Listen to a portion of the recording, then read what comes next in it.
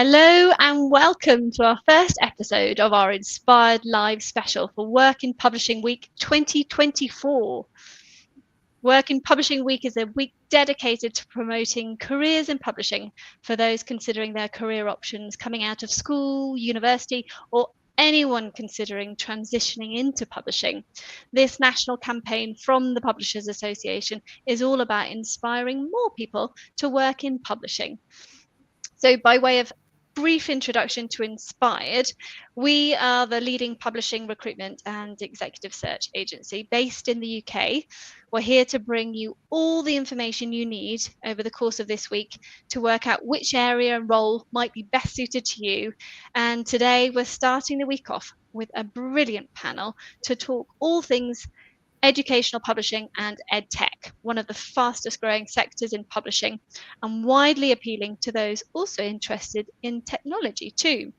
This is an incredibly rewarding space to work in, where professionals are shaping the world of education today and playing a pivotal role in ensuring that teachers have the tools they need to teach and students to learn. So, where you're really impacting the lives of others through education. Before I introduce you to my wonderful panel that I have here today, I want to encourage you, the audience, to ask questions so you get the most from the event today. So throughout our discussion, we want to hear from you. If you have any questions or insights, drop them in the comments box and we'll do our best to address them during the live session.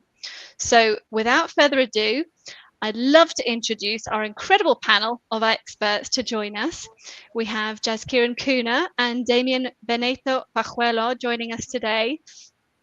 Jazz is the Senior Marketing Manager at Britannica Education. Britannica provide award-winning digital curriculum solutions to educators and students around the world. Jazz is a result-oriented marketing professional with a passion for achieving the impossible with innovative ideas.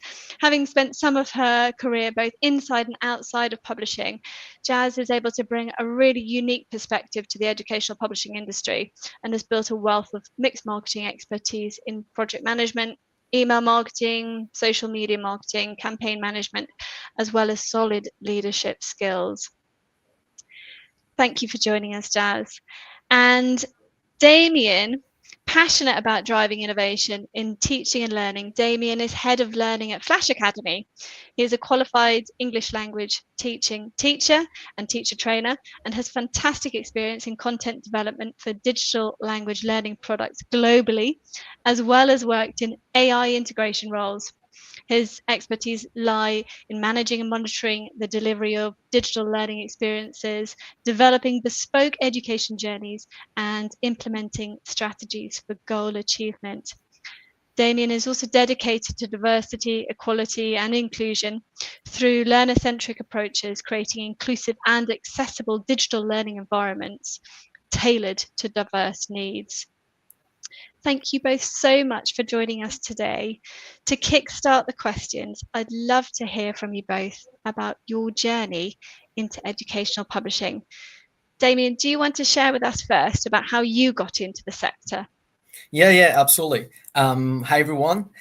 Well, I would say that my career is a really accurate depiction of the way in which the language learning and language teaching industry has evolved, right? Because I started off as an English teacher for both general and business English. I would go to different companies all over Madrid, teaching different corporate clients. I started developing content and also managing the actual programs, managing the teams of teachers. And then I moved to London in a very similar role, right? So it was still very traditional, like face to face, maybe a phone lesson here and there, but it was still like very traditional. And it was not until 2020 that I transitioned to EdTech with Buzu as a teacher operations manager. The thing is that I didn't think I was transitioning so much. I don't think I had heard of EdTech before. E-learning, yes, but EdTech, I don't think I knew what it was.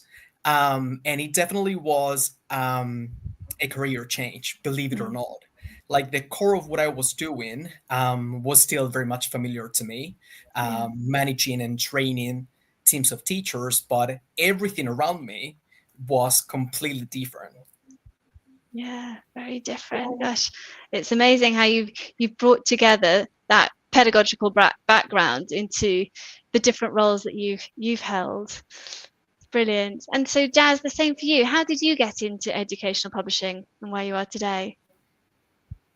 Yeah, so hi everyone. I've had quite a diverse professional history actually. So I started off interested in educational publishing probably when I was doing my degree. So I did a degree in media studies, and then I really wanted to get into journalism or something like that. So I was really interested in the skills of sort of influencing an audience through creative storytelling and things like that. And so I realized very quickly that I needed to get some experience in the working world. And so I actually started off as a sales administrator for an electrical manufacturing company, just to get experience of how a business worked. And actually, it was a very small business. And so there was, one account manager, one logistics manager. Or so when someone was on leave, it was like I would cover for that role. So I really got to understand every aspect of how to run a business. And then I actually wanted to work for a company called Pearson. They were local to me, and I sort of knew that I needed to be able to get in there and to prove myself. So there was a temporary contract for a subscriptions coordinator role, and so I went for that role. And I just really worked hard to prove myself in that role. And I took it very seriously. And I just knew that Pearson was the type of company I wanted to work for. And they were educational publishing, but actually similar to Damian, there's so much more than that. It was, very much an EdTech company. And, they were really sort of at the forefront of producing these amazing digital tutorial products and assessment products. And so it was much more than, textbook publishing, essentially, which is what I initially had thought about Pearson. And so, the rest is history, really. But I proved myself in that role, and I managed to get a marketing executive role. So my manager had recommended me for a marketing executive role to the hiring manager there. And so, I managed to sort of progress in that company. And I went through various different roles in my career from them, but I always sort of knew that EdTech was, really interesting and evolving and ever changing. And that's just really what excited me about it. Yeah. That's fantastic, Jazz. And two things to pick up on there. I mean, firstly, you're so right. When working in a smaller organization, you really get such hands-on experience, and it gives you a fantastic insight into all the different aspects of an organization and the different hats that are worn. And it's the perfect way to kind of really immerse yourself in a business working environment. And also taking on a temporary contract too can be just the way to kind of get your foot in the door, or even just to work out if this is the right sort of role for you before going further. So it's great to hear that. Thank you. So Damian, back to you. What might you say is the most exciting thing for you about working in EdTech or educational publishing? I think for someone with a teaching background, the most interesting thing is definitely being able to work very closely with people that come from very different fields, right? So, Yeah.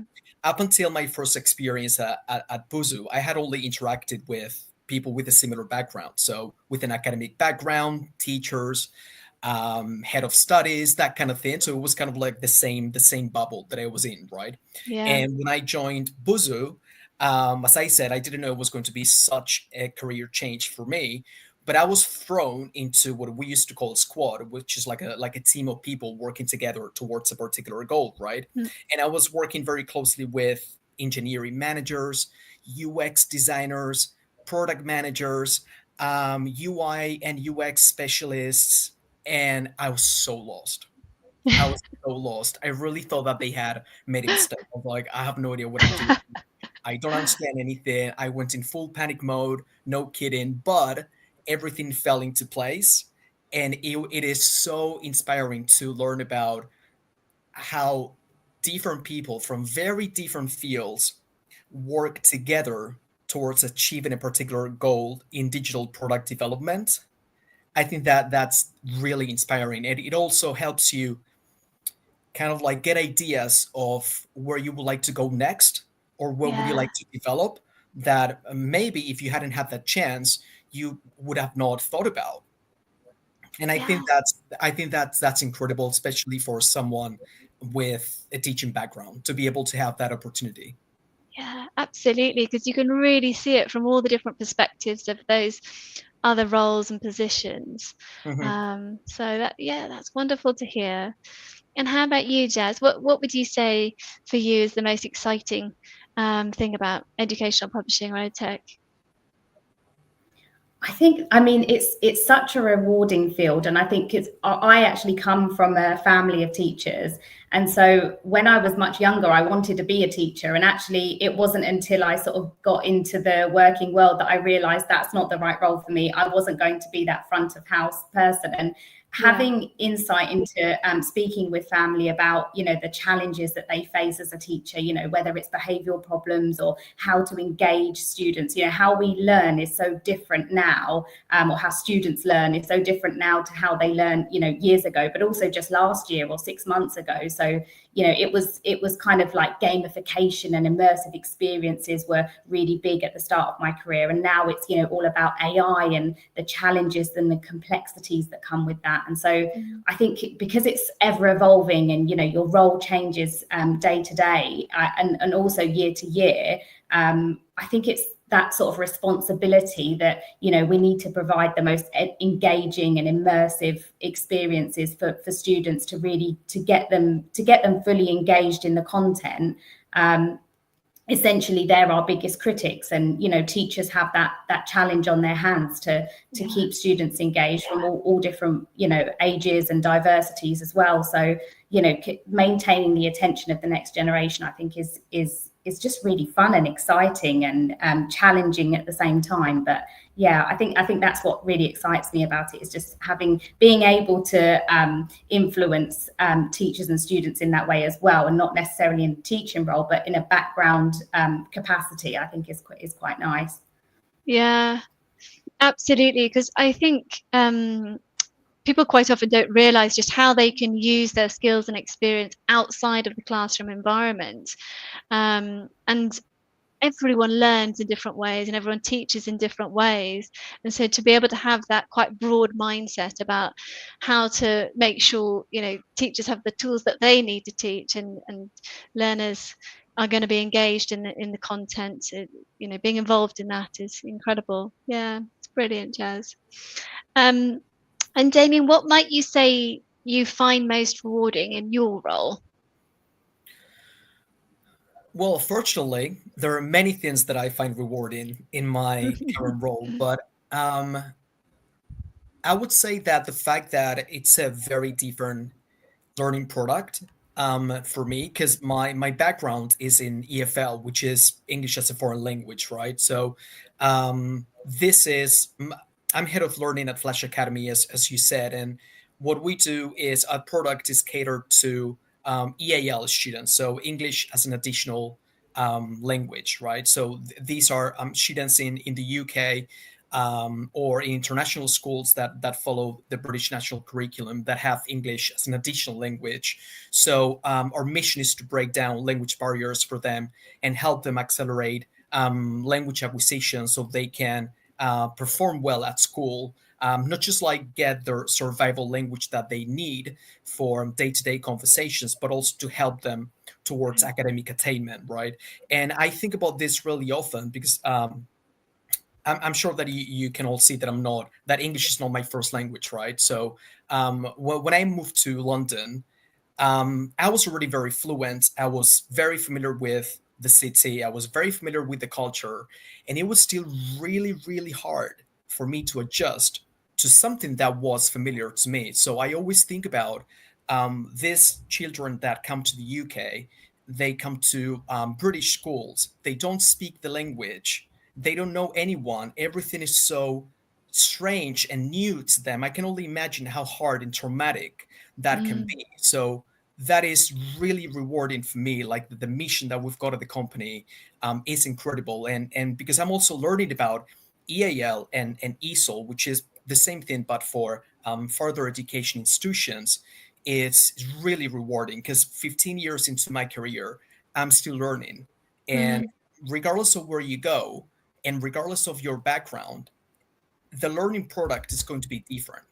The learners are going to be different, and they're going to have different needs, and they're going to have different goals. So it's this like always evolving culture of, okay, how can we cater to their needs best? What are we missing? How can we do things better? So I think I'm real lucky to be in the position that I'm in, because I truly believe that we're making a very significant impact. Yeah, absolutely. It's a really exciting place to be, and it's constantly evolving, as you say. You're having to constantly innovate and find new and different ways to help children learn. It's fantastic. Very good. So when we think about the sorts of roles that are out there in this sector, is there anything there, Jazz, that you would say comes to mind in terms of the sorts of jobs that are out there that people might not have thought of, out of, not necessarily out of the ordinary, but the sorts of roles that are out there that you've seen and heard of that might appeal to our audience? I mean, there's so many different roles, I think, and obviously I'm a marketing manager, and I've done marketing for many years now, and just in marketing, there are so many different roles in marketing and niche roles like SEO managers and social media managers, digital web teams, for example. But there's also a lot of other roles within EdTech that play a really important part in the production of content, for example, whether that's editorial, production and design. There's so many aspects that go into making that content, but also the LMS and designing an immersive system, but also testing as well. There's also data scientists and data engineers, which often I think people don't talk about those roles as much. I think as well, I actually worked for a training provider a couple of years ago, and it wasn't until I interviewed for that role that I realized, and this is actually a very common misconception, that apprenticeships, for example, so I was working in the apprenticeships division, that they're sort of more for those trade traditional type roles in construction or mechanics or hairdressing.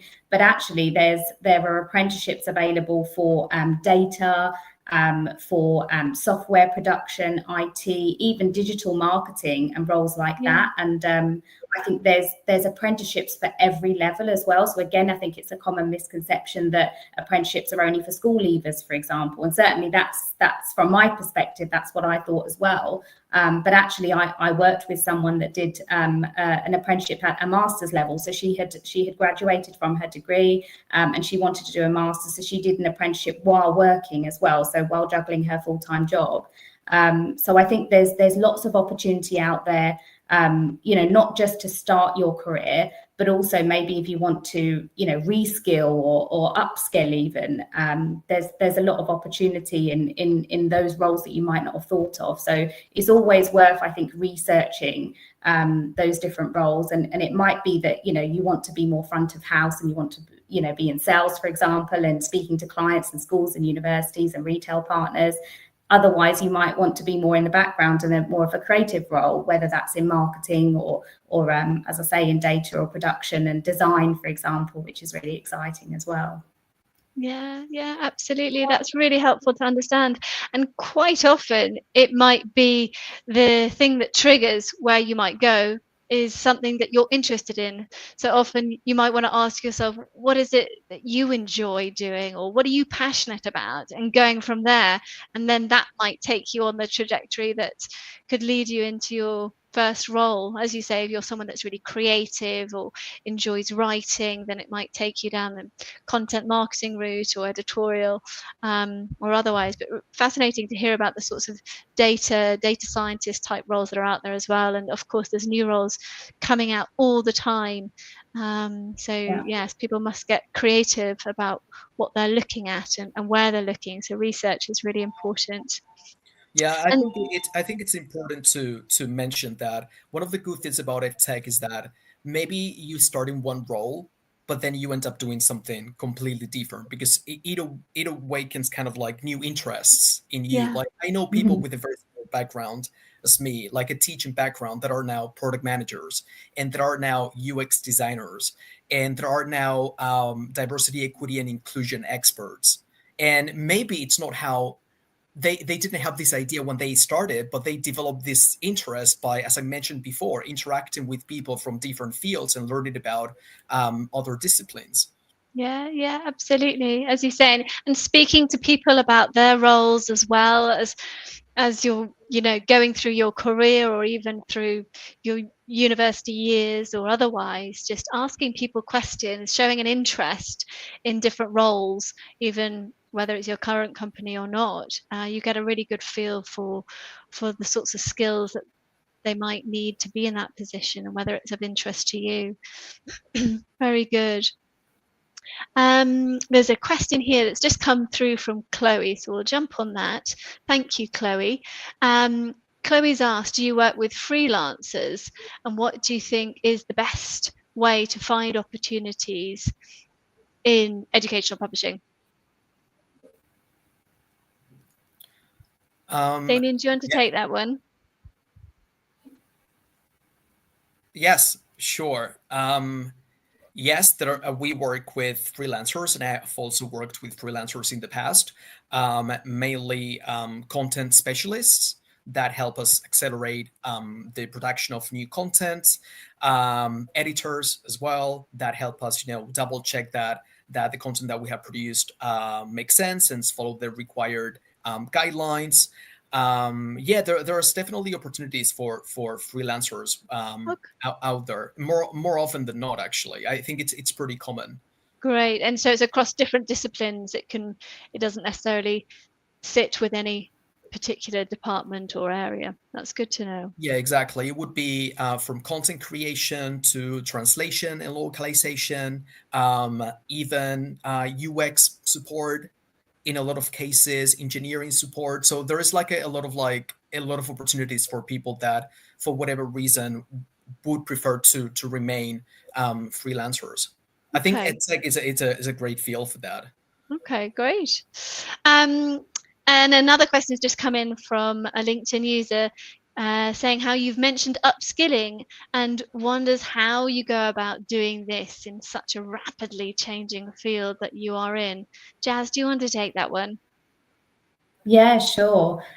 So when it comes to upskilling, I think there's sort of a misconception of, once you're sort of in your role and you've kickstarted your career, that there isn't necessarily opportunity for you to go into something else or try something new. And so I always say, especially with my team, that I like to give them, as a manager, the room to be able to progress and do extracurricular activities and do something different and try something new. And if they want to progress, it might not necessarily be in the marketing department, it might be something else they're interested in within the business.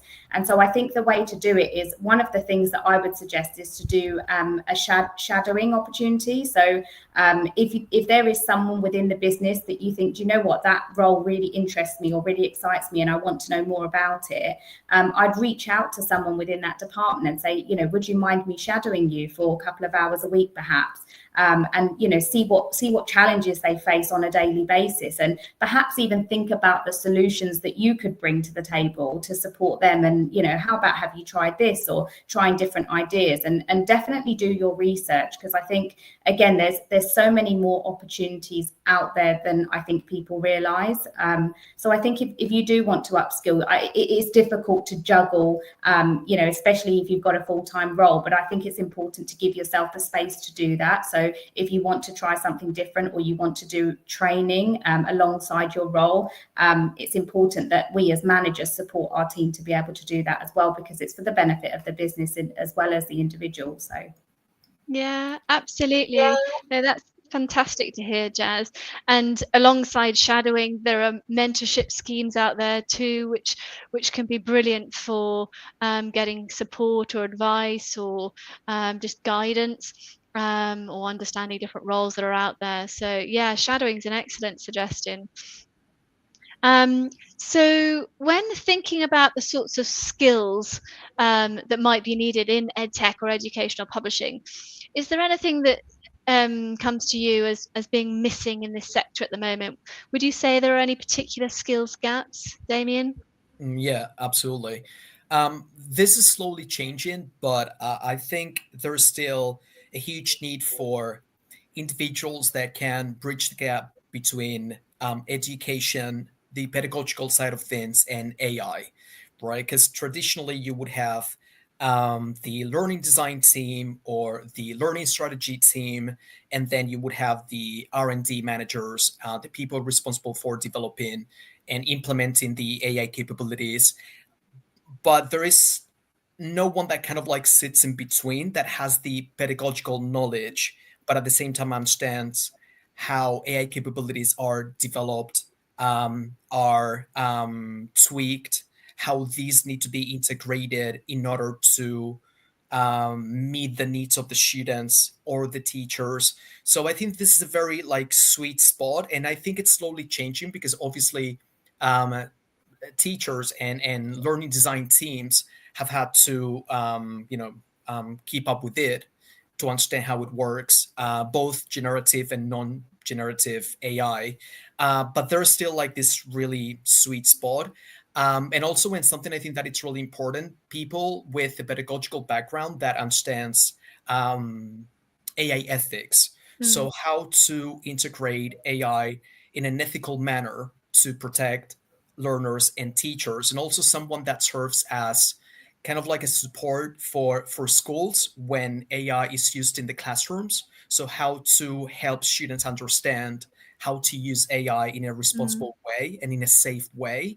So Yeah. that bridge between how AI works, it is implemented and taken into account the pedagogical side of things. I think this is a role that is going to be very, very important in the coming years.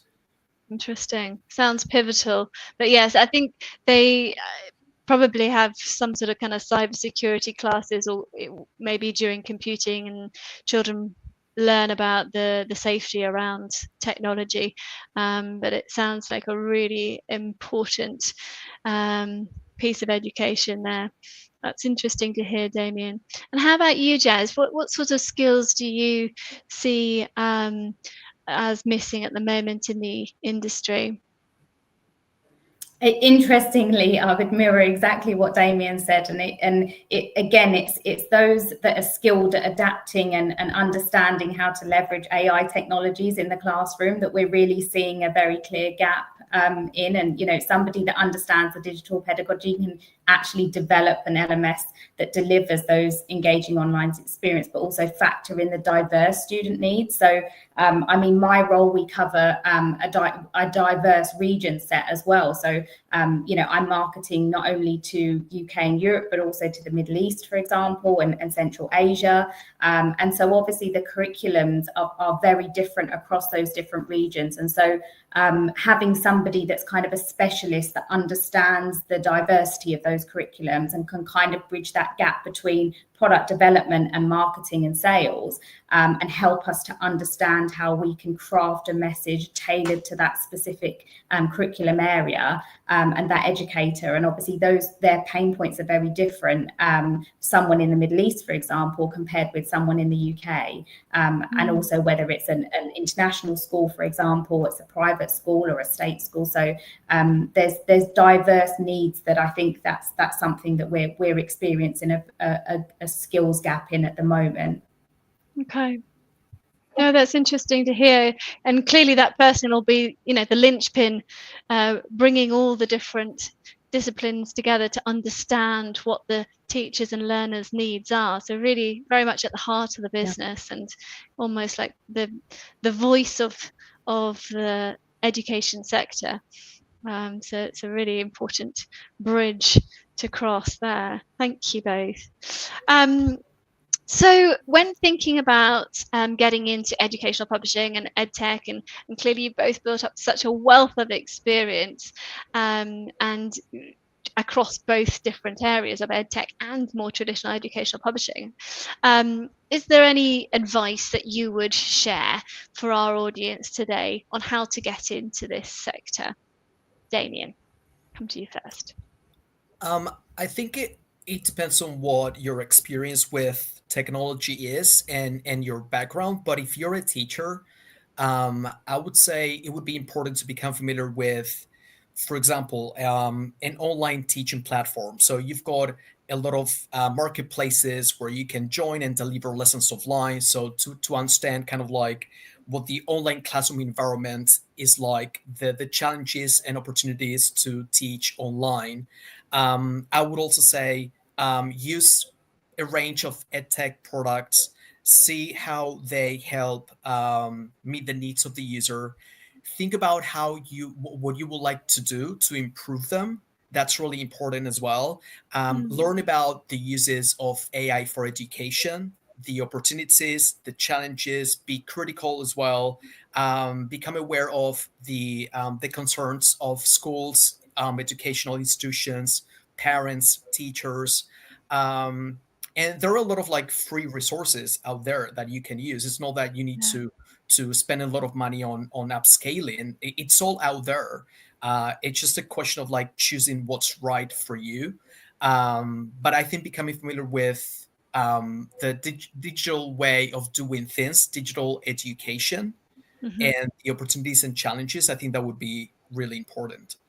Good. Okay. Excellent. Thank you, Damian. I think it's really, really helpful. And Jazz, how about you? What sort of advice might you share for those looking to get into EdTech or educational publishing? I would say do your research. I think it's really important to think about why you want to get into the industry and actually articulate that to recruitment agencies. I think whenever I've looked for new roles, I always get in touch to those recruitment agencies that specialize in the industry I want to get into. And I would treat every conversation, however informal, I would treat it as an interview. I want them to believe in me and my passion and my drive and my willingness to give 100%. And I think once you've got the recruitment agency selling you, you're already 3 steps ahead.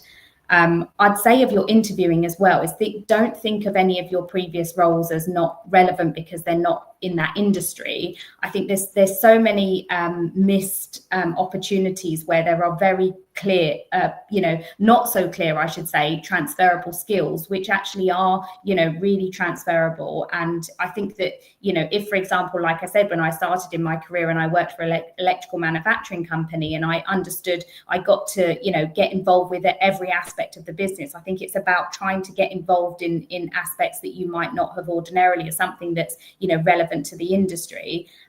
Try to do that as much as possible. And then think of those as transferable skills, because they often are. And any sort of experience will be relevant in any working role, really.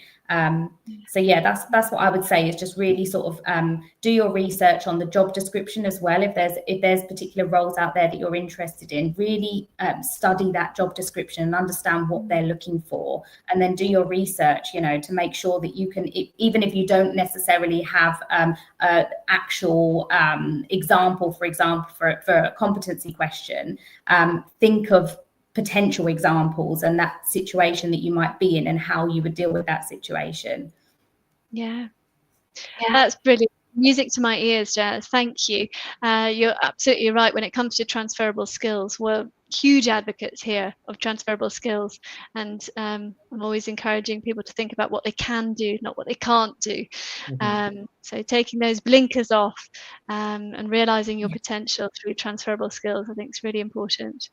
And you've that fantastic background of working in other sectors too, so it just goes to show and demonstrates how successful it is.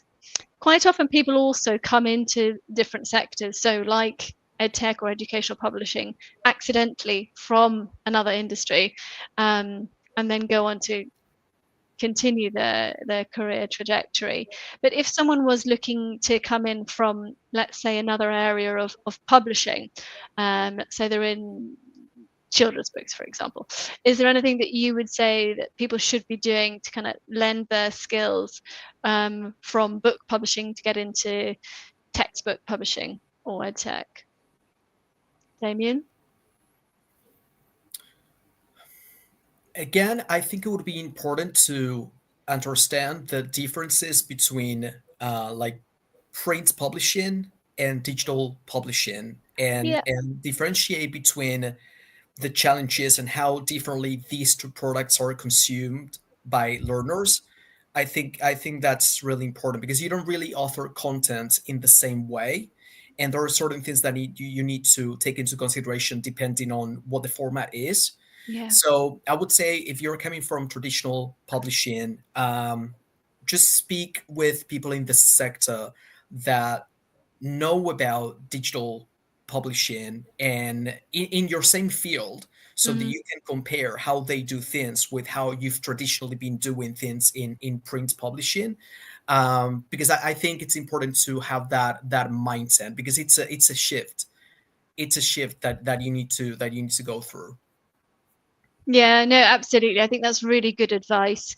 Doing that comparison, having the right sort of conversations, or asking the right sorts of questions, and showing curiosity can just go a really long way to, I think, demonstrating an enthusiasm to get into that area. So, Jazz, would you agree with that? Was there anything you wanted to add when thinking about coming from other areas of publishing into education? Yeah, no, I would just say that I guess it's one of the big challenges we faced at Pearson, for example, was that often when you're marketing to universities, there are lecturers that prefer sort of more traditional educational techniques and resources. So it's about understanding how the challenges they might face with trying to integrate a digital resource, EdTech resource into their classroom, essentially, and thinking about how we can help them to transition from traditional textbook teaching to using these, which we might consider to be a really innovative platform, but actually when you're a teacher and you're trying to integrate that into the classroom, obviously that comes with a whole host of challenges. So it's about really understanding it from the educator's point of view and from the end user's point of view as well, and then that way you can sort of think from the beginning about how we can sort of tailor our messaging around that, and how we can make sure that experience is as easy as possible for them. Yeah, absolutely. Really putting yourself in their shoes. That's really good advice. Thank you. There's a question here that's come through from Abigail. What are the biggest challenges, or biggest changes, I should say, you've seen in the educational publishing or EdTech sector already during your time working within it? And are there particular things you've done in order to keep up with those changes? Damian, what are the biggest changes you've seen, would you say? Is there anything you've done to keep up with those? I mean, to me, definitely AI and how that helps in a lot of different ways. So it helps evaluate when it comes to assessment. It helps tailor learning experiences. It helps make the life of teachers a lot easier as well. I think a big change is how AI can be used to create personalized learning experiences, right? So you no longer really need to create just one product. You can use AI to make sure that it creates maybe content on the fly that targets a particular student type or the needs and strengths of a particular student. And this is something that the markets are demanding more and more. And it's something that teachers struggle with. Many teachers have very large groups of students, and they just can't adapt their teaching to the needs of every single one of them. So AI is great support for that. And when it comes to what I've done, is for me, it was all about understanding what needs to happen in the back end for this personalized learning to work, right? So that comes with making sure that the content that you're going to recommend for a particular learner is the content that they actually need. How do you guarantee that? What needs to happen in the background for that to actually happen? So it's all about creating interaction evidence, gathering information from the students. So the time that they spend in the app, the number of errors that they commit, the type of activities that they excel at, all this information can be used by the algorithm, by AI, to serve back the right content for a particular learner. I think that would be kind of like the biggest change, right? So how AI can, help evaluate, help personalize learning. Yeah, absolutely. It should be harnessed as a tool and not feared. Yeah, complex, however. Very. And how about you, Jazz? What might you say has been the biggest change that you've seen, and how have you tackled that? There's been so many changes since the start of my career, for sure. And I think AI is, of course, the big hot topic on everyone's minds. And, as an EdTech provider, it's our job to really think seriously about the concerns that teachers have and educators have over AI, and integrating that into the classroom, and ensuring that we provide a safe and secure way for teachers to introduce AI, and also mitigating any potential concerns around cheating or misuse and things like that. So that's extremely important, and we need to be very careful about, while we're trying to leverage AI as much as possible. And educators also want to integrate AI into their classroom because they know their students are thinking about it, and we need to stay ahead of the game. It's as an EdTech provider, it's our job to ensure that we are careful about it and we don't rush into anything, and we take it very seriously, and safeguarding is our top priority. And there's also the impact piece. So, making sure that we can share the impact of our, whether it's our EdTech solutions or traditional textbook publishing, but making sure that we can share the impact and assessment piece as well that goes alongside integration of those. Diversity and inclusion is very much more, thankfully, a hot topic as well for many organizations, thinking about sustainability. Those are really key things that are on the minds of many education providers. But specifically with regards to technology, we're able to, be more sustainable, which is really great. But again, it's thinking about those things and putting those at the forefront of our minds when, whether we're running a campaign or creating a new solution, or attending an event, for example, thinking about what's on the minds of the educators as well, but also what's important, and what's right for the industry. Yeah. It's such a fast-paced world that we live in now, but it's true, thanks to all the magnificent tools and technologies we have, we can kind of harness those for the likes of inclusivity and efficacy as well, thinking about that and making sure that they are having the impact that they need, and being able to measure that. So very true, thank you.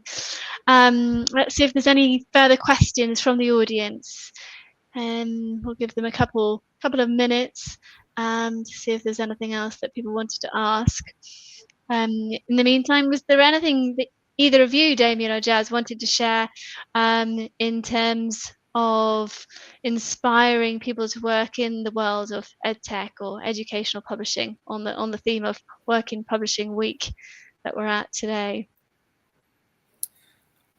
I think I would like to encourage fellow teachers to dive in, really, because I think when you're a teacher, you tend to have kind of like a limited mindset. So this is what I do. I teach. This is what I have studied, and you tend not to see beyond, because you feel like these are my skills. This is what I'm doing. I don't really see myself doing an office job, but that's so not true. And as Jazz mentioned, there are tons of transferable skills that a teacher has that would work perfectly well in an EdTech role. So I would really encourage teachers to look into the possibilities of EdTech, see what's out there, and maybe consider a career in the field. Brilliant. Yeah, they probably just don't have the time to be able to explore the different opportunities that are out there, poor things. Jazz, how about you? I mean, I would say for marketing specifically that there's so many roles within marketing that, you know, people could think about and take advantage of. I think businesses need to consider the impact of hiring specialist marketing roles to actually optimize growth across all marketing channels as well. I was lucky enough to work with a solid marketing team in my previous role, where there was a social media manager, an SEO manager, a digital web team. Now I'm not so fortunate, so I'm more playing a marketing sort of generalist role. But I think, and it is quite a challenge, but I think that those roles are essential to success. So, you know, there's so many different roles within even certain departments that you might not consider, but that actually having a more of a niche area that you specialize in can be really beneficial for your career, but also for the benefit of the business as well. Yeah, absolutely. No, those are real gems. Thank you for sharing your last words there. I haven't seen any further questions come through, so I think we've come to the end of our live today on all things education and EdTech publishing. So all that's left for me to do is to say thank you very much, Damian and Jazz, for joining us today. You've been absolutely brilliant and shared such brilliant insight as well for our audience, who I hope have learnt something really interesting today and enjoyed the session. And do all feel free to share the link with others who might not have had the chance to join us today, that's being streamed across LinkedIn and YouTube, if they're looking to get into EdTech or educational publishing, or just explore this sector and learn more about it. You can also visit our website to explore the sorts of roles that are available in this space, and we've got lots of content on the Inspired Library too, with careers advice and insights into the industry across the different sectors. And if you've enjoyed the session today, don't miss out on our session tomorrow, where we have another Inspired Live to celebrate Working Publishing Week, with my wonderful colleague Abigail Barclay, the MD of Inspired Search, who's hosting a panel at 1 o'clock, all about academic and STM publishing, and she'll be joined by her esteemed guests. So please join us for that tomorrow. So until then, thank you again very much to you all, and bye for now.